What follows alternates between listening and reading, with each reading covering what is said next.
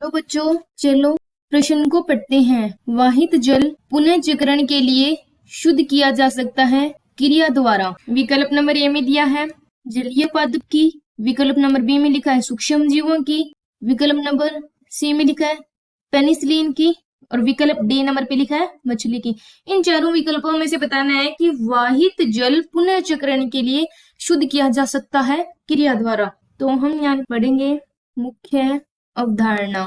मुख्य अवधारणा के आधार पर विकल्प नंबर ए में देखेंगे कि जलीय पादप जो हमें दिया है, जलीय पादप जलाशय की समुद्र की गहराई में स्थित होते हैं, समुद्र की गहराई में स्थित होते हैं।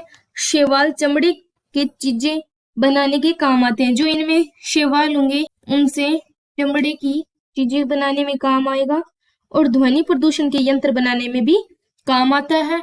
और यह शुद्ध जल के लिए उपयोगी है जो नहीं है, शुद्ध जल के लिए उपयोगी नहीं है। विकल्प नंबर बी में लिखा है सूक्ष्म जीवों की, सूक्ष्म जीवों की यह दैनिक जीवन में बहुत उपयोगी है। यह जल को पुनर्चक्रण के लिए शुद्ध माना जाता है, पुनर्चक्रण के लिए जल को शुद्ध माना जाता है। यहाँ गंगा का जो पानी है और उस पानी की जो निचली सतह पर कुछ जीव रहते हैं। गंगा क्यों शुद्ध मानी जाती है? क्योंकि गंगा की निचली सतह में कुछ जीव रहते हैं और यह जीव गंगा को पवित्र बनाकर रखते हैं, या कह सकते हैं कि गंगा के पानी को पवित्र रखते हैं। यह जल को हानि नहीं पहुंचाते, जल को हानि नहीं पहुंचाते। विकल्प नंबर जो ए है जलीय पादप की, ये विकल्प नंबर ए गलत है। सूक्ष्म जीवों की ये विकल्प सही है।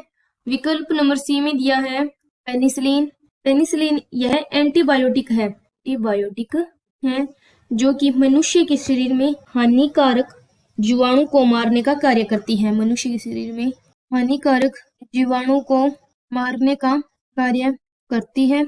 इसका भी जल में कोई संबंध नहीं है, इसका क्या जल से कोई जो संबंध नहीं है, इसीलिए विकल्प नंबर सी पे पेनिसिलिन की ये विकल्प भी हमारा सी है जो गलत है। और डी नंबर विकल्प पे लिखा है मछली की, मछली की वाहित जल पुनर्चक्रण के लिए के अंतर्गत कोई मदद नहीं कर सकती है, कोई मदद नहीं कर सकती, इसीलिए विकल्प नंबर डी पे मछली ये विकल्प भी गलत है। तो मुख्य अवधारणा के आधार पर हमने सिद्ध कर लिया है कि वाहित जल पुनर्चक्रण के लिए शुद्ध किया जा सकता है क्रिया द्वारा। तो यह सूक्ष्म जीवों की क्रिया के द्वारा है जो शुद्ध किया जा सकता है। तो दिए गए प्रश्न के आधार पर विकल्प नंबर बी में लिखा है सूक्ष्म जीवों की, ये विकल्प हमारा सही उत्तर है। तो आशा करते हैं कि आपको इस प्रश्न का उत्तर है जो समझ आया होगा। धन्यवाद।